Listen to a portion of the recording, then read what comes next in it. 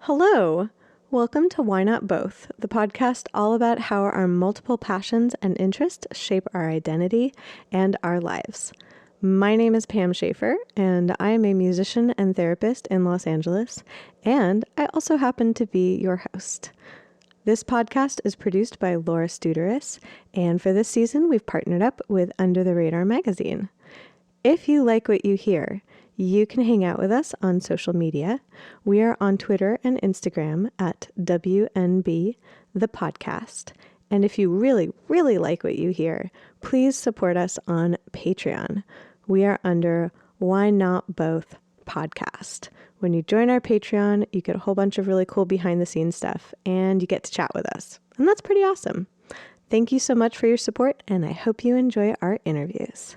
This week, we got to spend time with Joshua Henry, talking all about music and fatherhood and the exploration of self during this very curious time in history. I hope you enjoy our chat.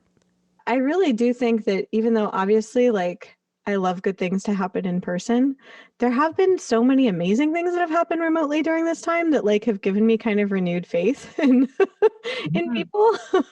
yeah. And people, a lot of my artist friends have been saying that, in this time of where remote is the new thing, it's been a really fruitful time artistically. Um, you just have fewer tools. So you really, and it's it has been a very emotional time the last couple months, last several months in 2020. Yeah. And so I feel like all the emotions are at the surface, and we're really taking inventory of what's the most important thing to say and do. So we're moving with a lot more intention. And so artistically, it's it's a really bountiful time in that way. Everything's right there, just ready to explode right onto the canvas. Yes. And I love what you said about moving with intention, because in a way, I mean, we could just be sitting here and not doing anything. But we also could conversely be doing just about everything within these confines. And so it's learning, well, which of these things actually are important to me and which do I want to intentionally engage in? And that's, to me at least, that's really fascinating, because I thrive when I have boundaries around my art. Like, I actually get more ideas. But then it's like, well, which of these do I want to follow with intent? Totally, totally. That's that's everything for me right now. Yeah, I couldn't agree more. I mean, that's what this time has been for me. Like, in terms of this album is just, I've always wanted to do music. Music was my first love, and I've always wanted to put out my heart, my signature in music. And Yeah. this time was a time where it was like, okay, well, when is there going to be a better time? You're Right. home. You don't have the time. I've done primarily a lot of stage work, but you're not performing 8 nights a week. You're home. You don't have to. What do you have to lose? Right. So do what's been on your heart. At least swing in that direction as big as you can. Yeah. Yeah. It's like, at least go for it. Because I like what you said about, really, what else are you doing? like, Yeah. I you mean, you know? could be, just watching the Queen's Gambit for the fifth time, which is totally reasonable. It's a great show. I know I almost went a second time, and I was like, Josh, no, we're going a little more. You already got your fill. That's Let's too creating. Creating is the word this year. Yep. I almost started a second round of What We Do in the Shadows, because it's so funny that I was afraid that maybe I'd missed some of the funny the first time, and was like, what if there's things that I missed? Like, should I watch it a second go just to make sure I didn't miss all of the funny? Yes, you at each time. Yep. But can I just say real quick that I love the premise of this podcast. It's what Oh, really thank attracted me. you. It's, as someone who has sort of, well, not sort of, has come up as a Renaissance guy in art, and I've really bought into the idea of being more than one thing, Yeah. uh, and not thinking in limitations. because that's really what it which is we were told like, hey, pick one thing, stick to it, and then put some grease on dirt on it, and you just go for that. Yeah. I don't know who that is. It's certainly not the just kind of sounds like the authoritative, like what you should do voice. Um, but I never bought into that. Like, thank God, never bought into that idea. I got a toddler now who's about to be 3. I've got twins on the way in 10 weeks. I've got lots I want to do in art. I'm embarking on a career as a recording artist. And I mean, there's so many things. I'm writing a musical, I'm writing film and TV, and I just really believe, that we don't have to limit ourselves and say, stick to one thing. And certainly if you want, mastery and if you feel like you're here for just for one purpose, then go for it. But I just love the idea of throwing a lot of paint on the wall and going for it. Yeah, and seeing what sticks and also exploring those different paths, because you're right in that there's not like infinite time. And so you're right when it comes to mastery of something where you do have to like actually dedicate practice to it. Yeah. But in general, defining yourself by one thing, I mean, I'm so glad you said that about the podcast. That's why I started it, is that it frankly kind of confuses me. Like, I know that there are people out there who are like, I have this one passion that like, this is really what I'm driven to do. But like, Mm-hmm. I had never operated on that premise. And I was like, I'm sure that there are other people who haven't either. And I'm really curious to talk to them. Because like, at least for me, like the things that I do, if I'm passionate about one thing and then I'm passionate about another thing, it almost like amplifies the passion, if that makes any sense. Mm-hmm. Yeah, for sure. It really does. And I don't know about you, but like the people that I am most interested in, well, I'll say for me, the people that have inspired me the most are the people that are, have many disciplines. Even if it's in music, the Stevie Wonders who can do so many instruments. Right Yeah. now, Childish Gambino is I'm a big fan of him, and Oh he my does God. music, he does TV, he does movies, and he just will not be. It's like you can't pin him down into one genre, even of music. Like it's hard to say, but he's a I love whole that. right. And I just love that idea. I mean, and what you're describing, it sounds similar, where it's like, I don't know, there is something to be said about being like, okay, I'm going to stay in my lane and really, do one thing. But also when you can't pin someone down, that kind of makes it more exciting. Like when they put something out, you're like, what are they going to do next? Like, I mean, what am I going to see? Like, yeah. I mean, my favorite artists are like I said, Charles Gambino, a Prince.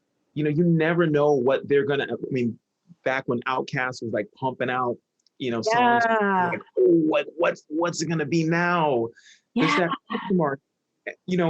As I think about like the music I'm about to put out, that's one thing that me and my producer nephew, he really encouraged me to use my full voice. My chest voice all the way up to that my highest falsetto, and paint in bright colors of who I am. Talking about whether it's politics or my son or my wife, or just what it means to have fun for me.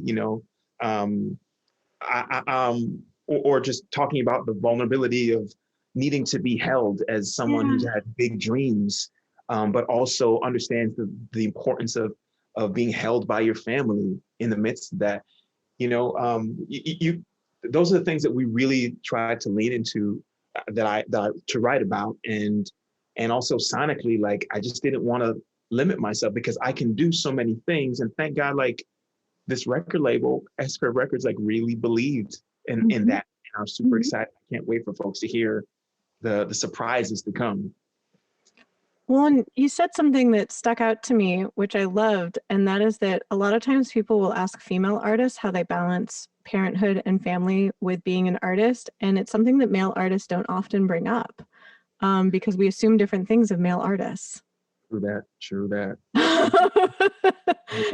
And And so it's beautiful that you brought that up as part of your identity and as part of what like informs in a way like your art and the things that you do. Like that was in your list of, I'm like, oh my God, I want to ask you about like all the stuff that you're doing, and especially about like the process of making this album, but that you brought up the human side of it and also the nurturant side of it of being a father. I before I got on the Zoom call with you, I just like did a little walk around my room, and I was like, oh my God, I love this boy. Like I was just thinking about my son. I was like, oh, I love this boy so damn much. It really, I love being a father. I really do. And being a father has enhanced everything, every aspect of my life in love and patience and in Mhm. being uh, a more intentional artist. And so, yeah, I mean, it's important for me and to have a great family life. You know, at one point in my life, you know, my career was more important. You know, but I made a commitment to myself and to my wife and to my little boy that, you know what, you have to take care of what's of your. You only get a family, one family, I think. The Yeah. different types of families, but the family that you are blessed to be a part of, and you know, and my wife Catherine, who's just so supportive of me. She was the one who was like, Josh, you got to get on this music now last year Oh, because I know what this means to you. You've talked about it yeah. since I met you 15 years ago. And so she's, my family has pushed me um, to be the best artist that I can be. And so, of course, I have to put them first. Right. And you know, they also understand what I want to do. My wife has really bought into what I'm trying to do in music and in the arts and just in spreading a message of growth. And when you have that, you gotta elevate that on a pedestal. And you know, that's just the first thing for me. I just like I'm like nodding. You can't see me, but I'm nodding. I'm just like, yes. Oh, good. You agree? I'm glad. I'm glad. Yes. Well, supporting the people who support you. I think that there's this mythos of like that artists just emerge from nowhere, or conversely, like we're these little butterflies that people have to like cater to and that we can't take care of other people. Mm, hmm. And you're like, nope, nope, there's a middle ground there. There is. There really is. Oh, that's so sweet to hear also that like she's the one that encouraged you to make this album, because you said like you felt like this album was kind of in you for a long time, but especially with a focus on performing. Like I can imagine that even if you had it within you, performing is, I mean, invigorating but also draining. And so trying to then focus on your own stuff while you're performing, that sounds very difficult. Let me tell you something. You know, when you do shows 8 times a week on Broadway, um, or off Broadway, it's hard to really dedicate the emotional and physical space to explore a whole different medium. I don't care who you are. Like for me, and I'm music was the first thing that was my first love. So when I would get in the studio sometimes on the day off, and you just want to throw your voice around, like literally, I just love the expression of throwing paint on the canvas. I would have to think about, you know, ooh, well, oof, I got a matinee to, or I got to be okay in like Yeah. 36 hours, you know, so I can't mess around with my voice just like that. Yeah. Um, so there, not being in a show at this time is like, oof, it's great. It's great. You know, I miss being on stage, but like this time when you get to just, I, I like to go places I haven't been before. Yeah. And, you know, when I'm recording music, and especially if it's my music, I close my eyes and I go inside of myself. And it's not about an audience of 1,500 people in front of me. It's about what I'm feeling, and trying to connect with the listener. And that's all I'm thinking about. So yeah, it's hard to do that when you're in a show at the same time. So I'm Yeah. glad, you know, like we said, this time to bring it back, it has been a fruitful time in a lot of ways. And that's one of them for me. And it seems almost like there's kind of, in kind of the thesis of the podcast, Why Not Both? It's like you can't technically do two things at the same time, but you can have different kind of seasons of interests, um, Yeah. is Oh how I yeah. perceive it. Where it's like, it sounds like you had like your performing season and now you actually got your recording season. And now you're kind of entering a new season of then I'm really curious what it'll be like to share this music with other people. Like that's going to be really fascinating. I can't wait. I've already started sharing just a little bit. I've released 2 songs, Hold Me and Stand Up. Um, but I love what you said about seasons though, because a lot of the times we feel like we can't do, like you said, 2 things at one time. But while I was doing shows, I was writing music. I Yeah. was playing around with my guitar. So I think there's a really important thing for me that means like when you are, even when you're harvesting, you're still planting. Yes. It's the whole like, it's a rotation of crops, which that's funny coming from a girl who was born and raised in LA. So that metaphor might not actually make sense. But I'm like, you feel in, it though. I felt it. I in felt it the when you brain, said it. that made sense. I think you asked what this new sort of season will be for me, like Yes. sharing music. Yes. And I think that I'm very excited about that because I'm so new in it. And I just love the feeling of, I don't know, I like getting lost. I like exploring and sort of like finding my way, not knowing all the answers. It excites me. So in as I'm sharing this music, I'm hearing some great responses and I can't wait to share even more. The cool thing about music is you don't get immediate response, Right. right? You're like, okay, well, this song drops today, and then numbers come in later, or it takes a couple weeks, or it could take 6 months before a song, or sometimes a year before a song gains like lots of traction. Yeah. So, Yeah. I'm loving learning this process, but I really enjoy the process of creating music, and sharing my heart, because I've wanted to do it for such a long time, as I said. Well, and it's so different than performance, where performance you see the results immediately, whereas when you record music, you have to be very gratified of just to even make it because you either don't know what the response is or you don't see it for a while. So like it's just such a different relationship. Yeah, it is. It's really cool though. It's like a friend of mine sent me a message, a video of my song "Hold Me" playing in some gyms. I think Oh it was my like God. Planet Fitness. I was like, okay, now that's kind of cool. Like my video, those flat screen TVs that are just like in gyms. Yeah. And I was like, okay, now they talk about a rival. If I'm playing while you do on the treadmill or on the little staircase, I am in it to win it. It made me feel really good. I've always thought about that song "Hold Me" as like that's like a finisher on Soul Cycle, or like just when you're on the treadmill, just Yes. that, Yes. you're like, oh, I got it. Oh, I got it. It's right there, finish line. So that, And that's amazing because I sometimes wonder like what are people's experiences with your songs? Like when you put a song out into the world, people can do with it what they will. And sometimes I wonder that of like, where are you listening to me?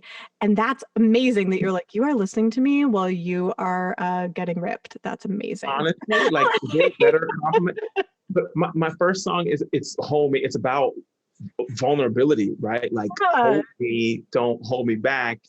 And like the fact that people can listen to that while they're doing like listen to like just a song about being open and speaking their heart while they're doing something great for their body.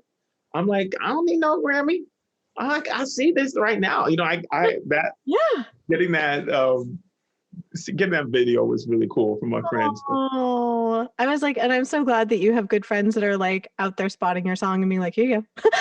Yeah, Like, yeah, yeah. oh, because that's also important. Like you were talking about your family supporting you, that especially when you're following multiple artistic paths, having people that are in your corner and reminding you, like, hey, that album you wanted to write, you should do that. You should record it now. You know, yeah, family, like I said, Catherine, friends, fans who, I put up a lot of guitar covers on Instagram, and they hear your music or they hear your cover of something like, you know what, you really should do this. Like, where's your stuff? Where's your stuff, Josh? And so all arrows and signs pointed toward towards me releasing my music. Yeah. And I don't think I could have. You just need little markers like that along the way, and then sometimes you need a pandemic to really sit your behind down. You're like, And at times, yeah, you need a really subtle cue. yeah, but yeah, it's really, these things don't just happen out of thin air. It's a lot of support, a lot of encouragement, and a lot of, you know, I just think about just people on social media who you don't know that well, but they feel like they really know you through your art. Yeah. Uh, and they support me as an artist and as a person who is always trying to grow, and as a family man, they love my wife. They send me encouraging messages, and Aw. my son Samson, and it feels good to give them something, a piece of my heart, and just what's been on the inside, outside of a character that they may have seen me play. Right. That's what's really special about this moment. Well, and that's so different than when you are playing a character, you're serving someone else's story, which is powerful, but it sounds like people really wanted to hear yours. Yeah, yeah. I mean, there's no better as an artist. Like, what an honor to be like, oh, I love what you do with all those things, but like, I'm really interested in you as a person. I'm having, thankfully, a lot of folks reach out since I've released just those 2 songs, Mm-hmm. um, and being like, hey, since we've heard that your songs, we've gone to your Instagram. We really love your grow with that message of growth, and we see that you're a Mm-hmm. family man, and we see what you're trying to put. And I'm like, wow, that there's like who I am as an artist and I am as a person. And what I love about this moment is that all of those things are sort of together in this amazing spinning ball right now. Yes. It's not I was gonna say, what's the cat ball again? I was trying to tie it into a tether. um, it's just like, I used to think that I really used to think, Pam, that I got my art here and I'm a rocket ship in that way, and then I got my family life here, and then I've got to be who I got to be over there. And now it's like a great friend of mine, Andrea Burns, said it like it's really like a jazz 3-piece combo. Yes. Sometimes Yes. the pianist takes a solo, and the bass and the drums, they chill, they keep time, and then the bass comes out, and then and that's what being a full human is. That's what being an artist, a human first. But that's what this whole thing is for me now. It's not just like, I gotta get this thing done. I have my goals, but I understand seasons now, like you said. And I think having a kid, having been in the business of, for 15 years on Broadway, film and television, and asking a lot of questions to the OGs of how they navigate, getting that knowledge any way you can, is now you're in a place where like, okay, I get what balance means for me. Well, and it sounds like you want to provide that to others too, which is really powerful. And it sounds like people are responding well to that, because that, what you were saying, like the message of like, grow with me. You're not saying like, here's the thing you've reached, and now you've reached the thing and you're done. Like, Right. it's more like, how do these things interact? How do you interact with others? Like I was reading about, you had started the DoSomething, the Strength Through Service program. And I was like, tell me more about that. Because that to me is like, I was like, how do you participate in that? What is that all about? Because that seems to dovetail with what you're talking about of like being interconnected with other people. Yeah. I mean, I think service is a big part of being a full human. Like, we need something to believe in. And I think it's part of health as a human and an artist. And so DoSomething.org is this incredible organization that I partnered with to release my song Stand Up. And their Strength Through Service program is all about getting lots of kids around the globe to collect excess food and clothes for the hungry and those who need it at this time. Mm-hmm. They're all about finding ways to encourage people to vote. They have campaigns that you can like really get people to vote. They have ways to, any way that you want to affect the environment, if you want to be involved more politically, if you just want to understand how to go to food banks or go to places where there's elderly folks who are really lonely right now, Yeah. you know, they have easy ways that you can get involved and do something that makes a huge impact.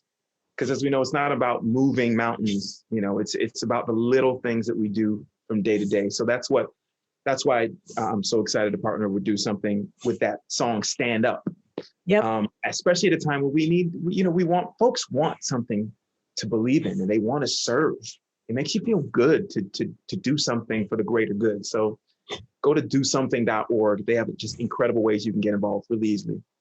Helping other people, especially during a time like this, like when you were talking about that this was the perfect time to record your album, like it's weird. It's almost like there's this split of like, for some people, this is the perfect time for reflection and it's the perfect time for creating things.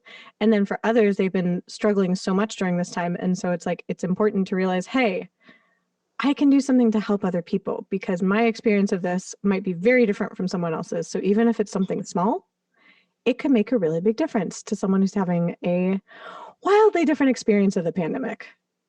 Yeah, absolutely. You know, like, yeah, you're right. Back to your Caesar's point, like some people are like, I'm creating so much right now, or some people are literally just trying to get up off the couch. And that was me for a while back in 2020. But the act of doing something outside of what you and Pam, we have to do, can really it can lift you up and it can inspire you to then think about something outside of your situation. And then it can, you know, spur on a piece of music, you know, that next suite on the harmonium that you've been trying to, you know, talking to someone at an elderly home and you know, about their life and their experience, you know, and what they're grateful for, you know, just get curious about that.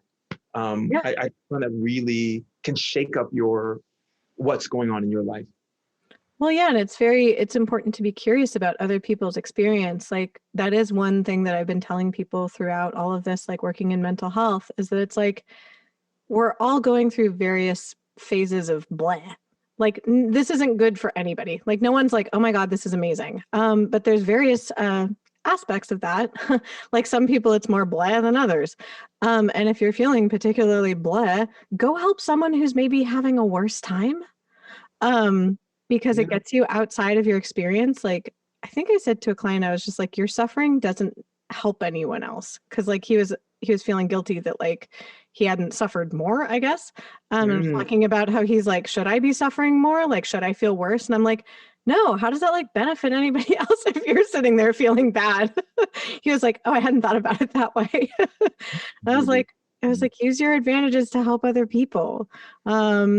Like I know a lot of friends who've gotten involved a lot more with like volunteering during this time, like for that reason. And I've frankly been more involved as well, because if you're feeling bad about your situation, like, yes, it's valid to feel bad, but also be like, hey, there's probably someone else that feels bad. It feels really good to help other people. So that makes you feel better. And then also you've like helped someone else and probably they feel better. Yes. Yeah, it's an empowering feeling. It's a win-win. Yeah, for sure. Yeah. Oh, I love that you partnered with them for that. I was like, that's amazing. Because yeah, I was like, what a good use of music and message. Well done. Kind of overlap. I'm trying to move in, like I said, with intention and purpose. And anytime who you are and what you're attempting to put into the world can overlap, it's like, okay, great. Yeah, this isn't just art. This is me. Yeah. Yeah. Well, and I find that, I don't know if you have this experience, but I connect the best with art when I do feel like it's an expression of the person. Oh, you, Pam, you know, we know when someone is doing something, putting on an image that's not them. Yeah. You know, and it's, you know, what I think about my favorite artists, all of our favorite artists, we love them because they're authentic to who they are. Yes. That's the one thing that draws you in to an artist. I remember when we were talking about kind of the clothes that I would wear, you know, when I just started, you know, releasing my video and putting an image out there as a recording artist. And I had a conversation with my manager. I really wanted to be as close to my what I usually do as possible. Yeah. I don't want to be something that I'm not. I understand a character. I understand so I get that. If you want to dress up and you want to do, like no shade on anyone for like being as glitzed out and fabulous and extra as you want to be. But for me, I wanted to be myself. And thankfully that's what it is. That's what we're doing. Yeah. And I'm not fancy. I'm not like, you know, I enjoy hard work. I enjoy artistry. I enjoy getting lost in the grind of growth. Like that's what I love to do. And, I wanted what I was wearing to reflect that as much as possible. So That's awesome. And yeah, like when it's authentic to you, even if it is a character who's very extra, I feel like even those have to have a kernel of the person in them. yes, absolutely. Whatever it is, you got it has to begin with you. It can't start from the center of this song or the center of it's certainly writing for other people in other situations, but I know when I'm writing and or doing a character, like I have to find some kind of strand of similarity. Yeah. Whether I don't approve or I don't like this person, like there's got to be one strand. I mean, that's what we do as artists, is connect, find the common humanity. And if we're not doing that, then what are we doing, Pam? We're spiraling into the abyss. Yeah. Keep the whole town skating. Well, and what you were saying is that, like, especially in yours, it sounds like you just have such a clear intention in this, and that in a way, even though you did bring yourself to your characters, it sounds like you got the chance to finally just sit with yourself and be like, oh, what's just purely me here? What do I purely want to express artistically? Yeah. Yeah. I mean, I'm just grateful that I have got a record label that really gets that, and a producer who really encouraged me along that path. I'm going to be real with you. Like, it's a new season for me because I came up thinking you have to do things right, and the idea of feeling, I've had a strange emotion connection with my emotions. Sometimes, I would set them aside very almost violently and be like, no, I'm not going to feel this right now because I know what I want to do.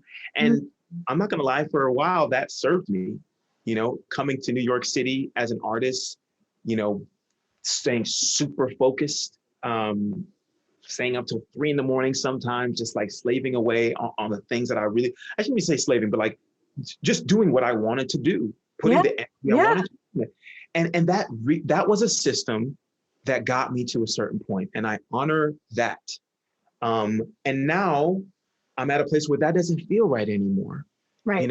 And it feels true to Joshua Henry to be more open and more vulnerable and talk about what got me here, my love, my passion, and the journey along the way. And I want to talk about that even more. I find I was doing it in real life, like on the Instagram, talking about growth and grow with that.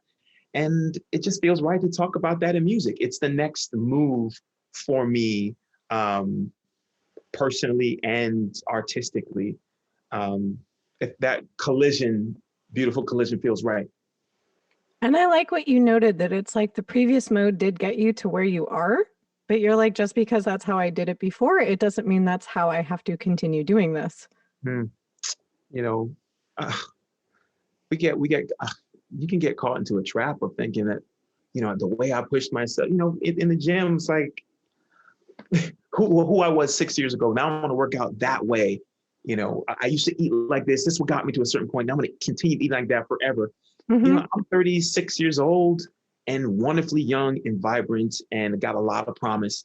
And I'm not going to move through the world like I did when I was 26.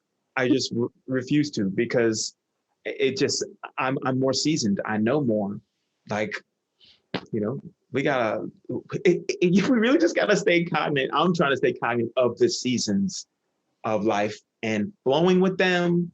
And, you know, when you got a new season that you're walking into, recognize it and breathe into that new season. You know, it's I'm nodding so hard. I'm going to narrate what I'm doing so you know how much I'm nodding. It's just nod, almost broke my neck nod. Exactly. I have big headphones on nodding. Yeah. And like, that's exactly right. Of like, that sounds like it served you when you were, and I think that that's important for people to know that like, even within an artist's life, like what you're doing when you're like in your early 20s is going to look different than what you're doing in your 30s. Is going to look different than what you're doing in your 40s. Like it's going to look different, and that doesn't make it bad. Like it simply is different. And especially when you're working in multiple fields and expanding in different directions, that would be actually kind of silly if you decided to do everything the same way. Like that would be a weird paradox. If you're like, well, I want to write a musical, so I'm going to treat it the exact same way as I did approaching Broadway when I was like in my early 20s. It would be like, it just really would not work out. It really not work. Speaking of workout, like I love to work out. And I remember being in the gym before everything shut down, like on March 9th. And I was talking to this trainer there who, a little secretive, but she was, I think she was 53 years old, incredible, phenomenal shape. And I'm like, what is your secret? You know, I'm always trying to ask folks that I respect and have done incredible things. Like, what is, you know, how are you getting, give me a nugget. Yeah. And she was like, you know what? I used to be able to lift like you, because she saw how I work out. I used to lift crazy heavy all the time. And my body doesn't want to do that anymore. So I didn't kill myself emotionally over that fact. Like I embrace yoga more. I started swimming more. I started dancing more.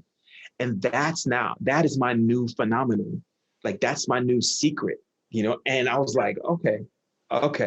She just dropped some confetti on my soul, because, you know, you get, yeah, I mean, this is, you have to redefine, you have to understand if you're knocking up against something, gosh, my knee hurts working out like this. My brain hurts in this, you know, my soul hurts doing in this new medium, or there's nothing going on stage right now. Yeah. You can plant seeds in another direction. It's like saying that now it might be not a season to do Broadway. I mean, you don't need a guru to tell you that. I was like, welcome to the worst kept secret. And you can fight it. You can certainly fight to stay how you operated, you know. But I love this guy. His name is Jim Quick. He says, if you fight for your limitations, you get to keep them. You know? Oh. If you want to fight with life, like, go ahead. All right. Yeah, you could do that. I mean, you can get bloody knuckles if you want, but it's a lot more easy to flow and be like the water, like Bruce Lee said. Yep. And that's definitely just thinking about that metaphor of like, you could fight it. And you see a lot of people doing that in the arts, or at least I feel like I've witnessed that a lot, where people don't want to let go. And even sometimes in audiences where it always strikes me as odd when someone's like, God, that sounds so different than their last album. Like when they say that about artists, I'm like, why would you want to hear like another one of that? You have that album. Isn't it cool that they made like a not that album next? Well, that's what keeps us trapped. As artists, we want to hold on to the thing that you thought was amazing, instead of doing the thing that is coming through organically now. Yeah. And album sales and money that allure can just be intoxicating. Yeah. I mean, we all do it.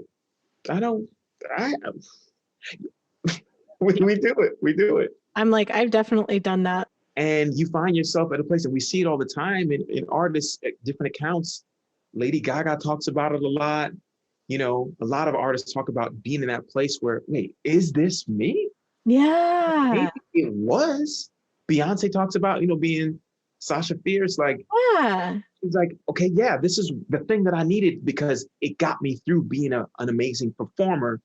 I need that little bit of mask, but like now she's at a place, Beyonce, where no, she's going to talk about exactly what she's wants to talk about. She Yes. wants these dissonant chords. She wants 10 key changes, Pam. I like that. I'm just like, Beyonce is now prog rock. Look, listen, you're the one that I need. I mean, just all the way up. And she's like, this is what feeds me. I've already, yes. and I bet you she sleeps. I mean, I imagine she does sleep very well at night, but I certainly hope so. I hope so. I would like to think that Queen Bee sleeps all right. You all right, B? Yes. I was just like, I hope you're doing okay during this. We love you. Yes. But yeah, getting to the place where you're like, okay, pivot, got it. I can do this. For me, that's Broadway. I love Broadway. I will do it again. I certainly will. I'm looking forward to doing it again. But, it's like, where's your heart right now? Yeah. What have you always wanted to do? What comes naturally to you? What does everyone always encourage you to do, Joshua? And now there's this moment.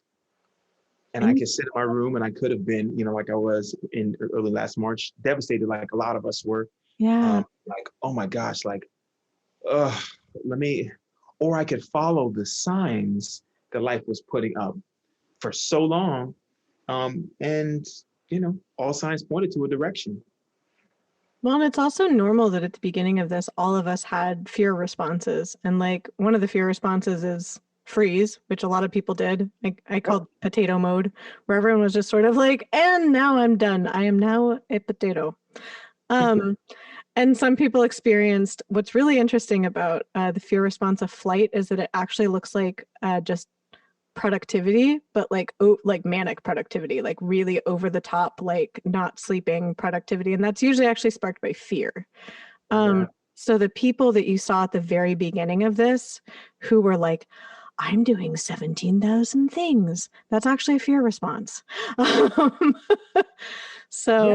felt really bad that like basically the potatoes were really sad because they're like, oh, am I not doing enough? Like, look at the people doing 17,000 things. And I had to be like, by the way, the people who are doing 17,000 things are actually just as scared as you. They're just expressing it differently. Yeah. And, I mean, I do want to also say that I feel like some people, could have been telling the God honest truth and being like, you know what, here's what I'm doing. And I'm happy and I'm proud of that.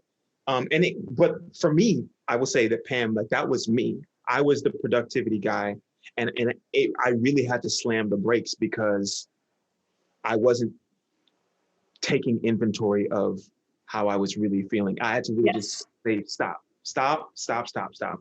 Again, all signs were pointing towards Josh, sit your behind down. It's like if we look around and we listen, we can really get those signs.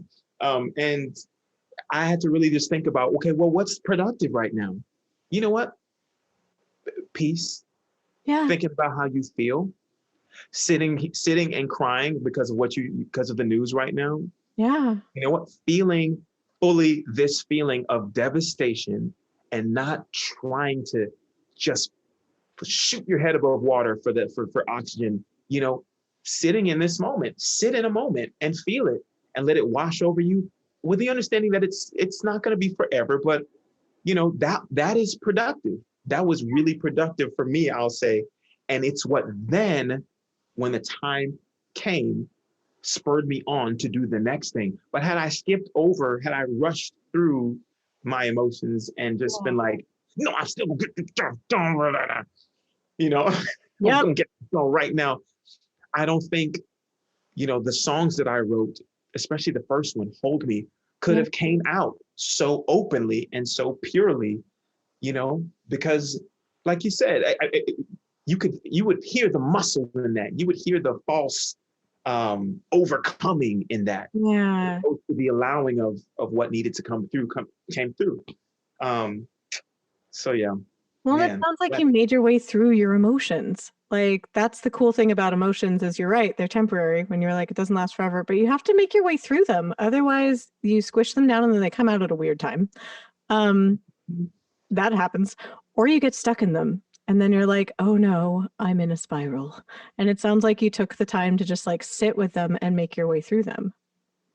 Let me tell you something. That through a lot of thank you for saying that, and yes, I did, and a lot of prayer and therapy over the years, and it has helped me with that, and the support of my family and my incredible wife. Like it's just a combination of all those things that that helped me to do that.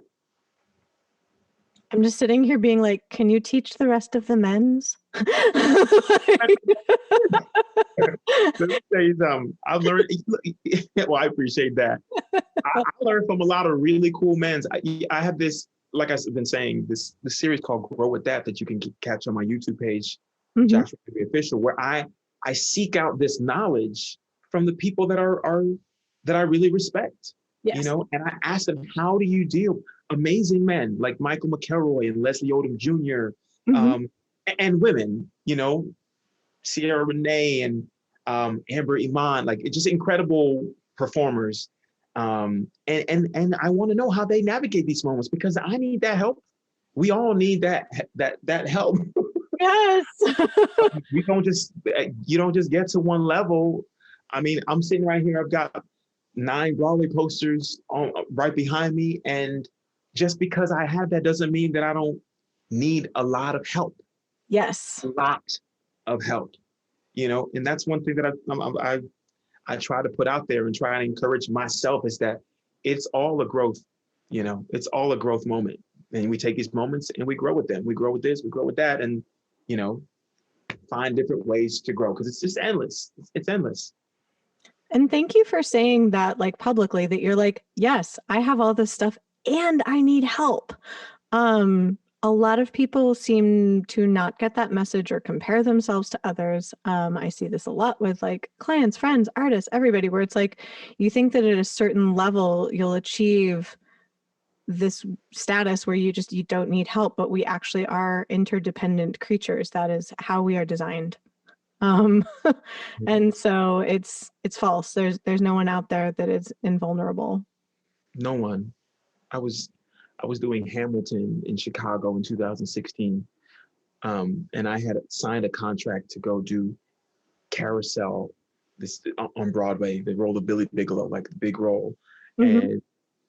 and I was sitting in my dressing room and I knew the moment where I was like, I feel like I'm not really sure what's next after that. Like I need more meaning. I need more.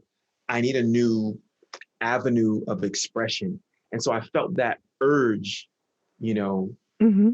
way back then to do something new. And I stayed in the thing and but I needed help to find out what that thing was. And that was a time when I was deep in therapy. I'm talking like once a week I Yeah. would talk to my therapist and be like, just try to sort through some ways that I had been thinking because the system that I was using again was now fading away. And it's like Mhm. what used to feed me didn't feed me anymore. And um man, I'm so yeah. glad that you sought help and also that you are publicly talking about therapy. I mean, I was being slightly sarcastic when I said, can you teach the men's? But I think it's really important to have people out there who are talking about positive masculinity because a lot of times we talk about toxic masculinity because wow, is there a lot of it? But then it's really hard to point to like, okay, well, what's positive masculinity? How can you engage in masculinity in a beneficial way, in an interconnected way, in a very humanitarian way?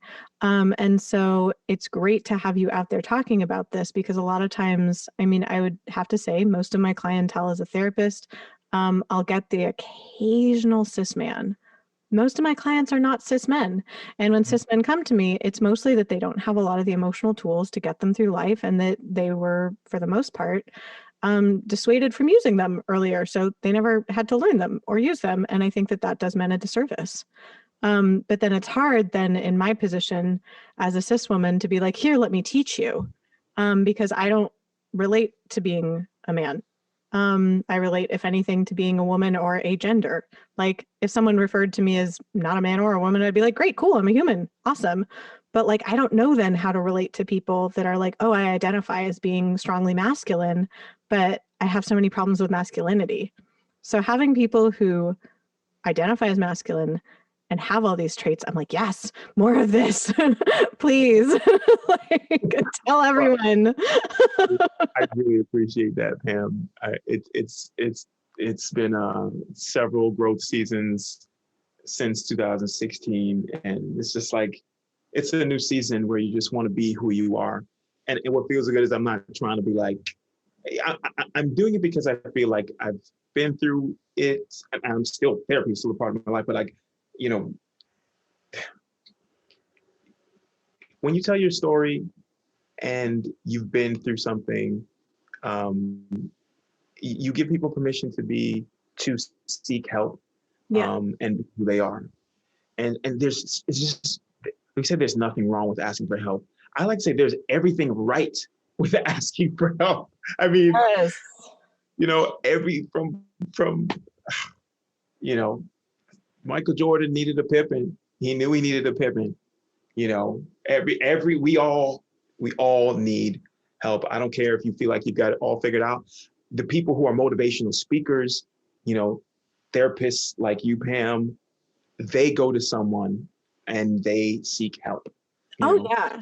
Oh, yeah. Like, there was a meme I saw that cracked me up that it was like therapists have therapists and their therapists have Fiona Apple. Um, nice.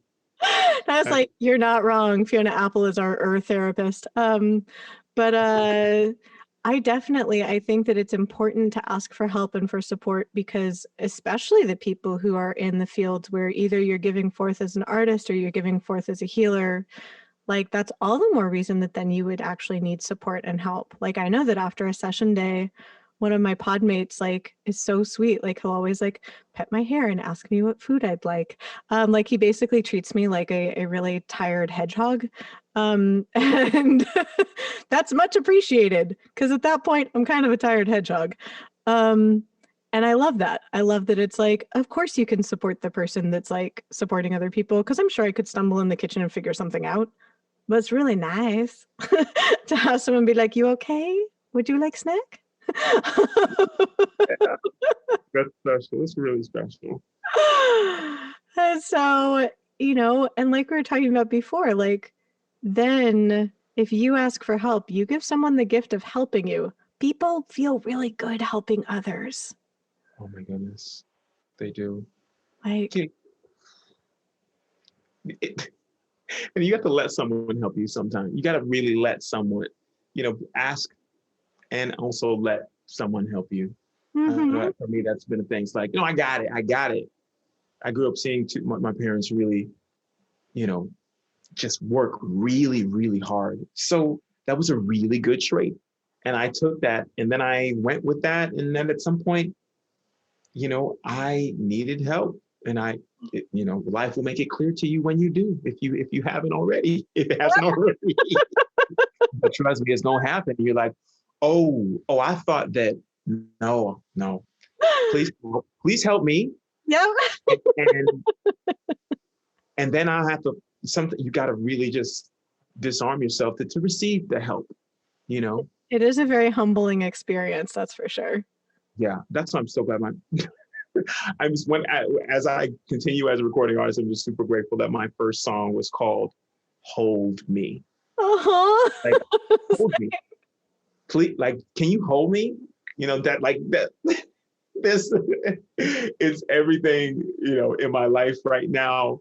I sing it to my son, to my wife, to Oh. God, to my fans.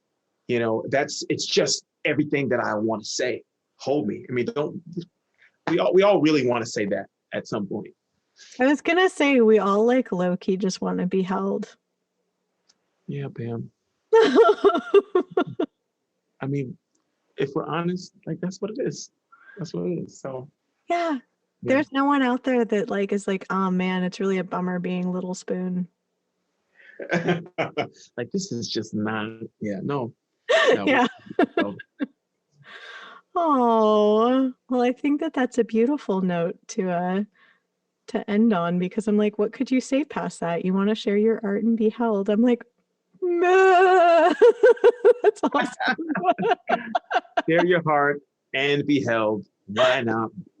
Exactly. Why not both? Yeah. Oh, you've been so generous with your time. I really appreciate it. I've enjoyed talking to you, Pam. Thank you again for listening to this episode of Why Not Both. If you liked what you heard, please make sure to like us and subscribe to us on your preferred podcast platform. You can also come hang out with us on social media. We are at WNB the podcast, both on Instagram and on Twitter. This season, we are brought to you by Under the Radar magazine. Under the Radar is a nationally distributed print, music, and entertainment magazine and website. You can find them at www.undertheradarmag.com and feel free to support them on Patreon. Extra special thanks to our producer, Laura Studeris, who is literally a rock star. Thanks again, and I look forward to seeing you next episode.